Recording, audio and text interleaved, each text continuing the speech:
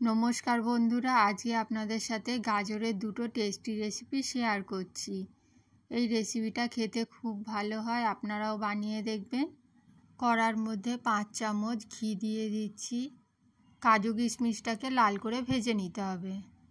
তো মেয়েকে বললাম গাজরটা কুড়ে দিতে, তাই ও গাজরটা কুড়ে দিয়েছিল। আমার আর কুড়তে হলো না, ভালোই হলো, ও কুড়ে দিয়েছে। আমি তখন রান্নাবান্না করছিলাম।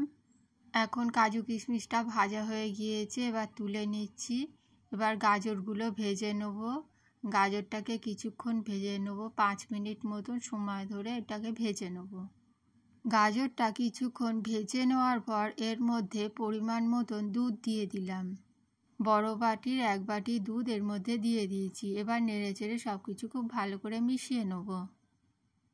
এটা ফুটতে শুরু করেছে, এখন ঢাকা দিয়ে গ্যাসের আঁচটা লো করে কিছুক্ষণ সেদ্ধ হওয়ার জন্য রেখে দেবো। একটা এলাচ চেতো করে দিয়ে দিয়েছি, আর 1 বাটি চিনি দিয়ে দিলাম। এবার সব কিছু খুব ভালো করে মিশিয়ে নেবো, আর চিনিটা গলে যাওয়ার জন্য অপেক্ষা করব। আর এই সময় কাজু কিশমিশটাও দিয়ে দিলাম। 5 মিনিট মতন এটাকে রান্না করে নেব। কিছুক্ষণ রান্না করে নিয়েছি, দুধটা অনেকটাই শুকিয়ে গিয়েছে। অর্ধেক গাজর তুলে নেব। অর্ধেক গাজর তুলে নিয়েছি। এবার এর মধ্যে 4 চামচ মতন সুজি দিয়ে দিচ্ছি। সুজি দিয়ে খুব ভালো করে মিশিয়ে নিচ্ছি। এইভাবে নাড়াচাড়া করতে করতে সুজিতে দুধটা টেনে নিয়েছে। এবার গ্যাসটা বন্ধ করে দিয়েছি। এখন গরম রয়েছে, এর মধ্যে হাত দেওয়া যাবে না। ঠান্ডা হওয়ার জন্য কিছুক্ষণ রেখে দেবো। পুরো গাজরটা করিনি, অর্ধেক গাজর এর মধ্যে তুলে রেখেছি। এটা গাজরের হালুয়া হিসাবে খাওয়া হবে। এবার ঠান্ডা হয়ে গিয়েছে, এবার হাতের সাহায্যে এগুলোকে নিয়ে গোল পাকিয়ে নেব। সবগুলো পাকানো হয়ে গিয়েছে, একটা থালার মধ্যে রেখে দিয়েছি। 1 বাটি মতন দুধ নিয়ে নিয়েছি, আর এলাচ নিয়ে নিয়েছি। এটা কড়ার মধ্যে ঢেলে দিয়েছি। এবার ফোটার জন্য অপেক্ষা করব। এটা ফুটতে শুরু করেছে, এর মধ্যে 1/2 বাটি মতন চিনি দিয়ে দিলাম। এবার দুধটাকে নেড়ে দিচ্ছি যাতে চিনিটা গলে যায়, আর লাড্ডুগুলোও দিয়ে দেবো।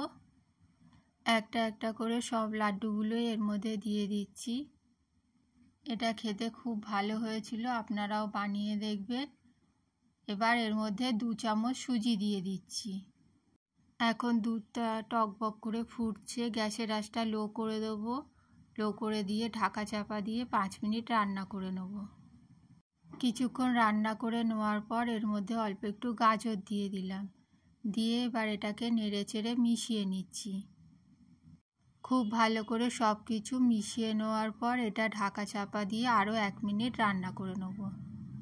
1 মিনিট রান্না করে নেওয়ার পর দেখুন কত সুন্দর কালার এসেছে, আর খেতেও খুব সুস্বাদু হয়। আপনারাও বানিয়ে দেখবেন। গাজরের দারুণ স্বাদের রসমালাই তৈরি হয়ে গিয়েছে। দেখুন আমি তুলে দেখাচ্ছি, আর এটা ভেঙে দেখাচ্ছি, ভেতরটা কত সুন্দর লাগছে।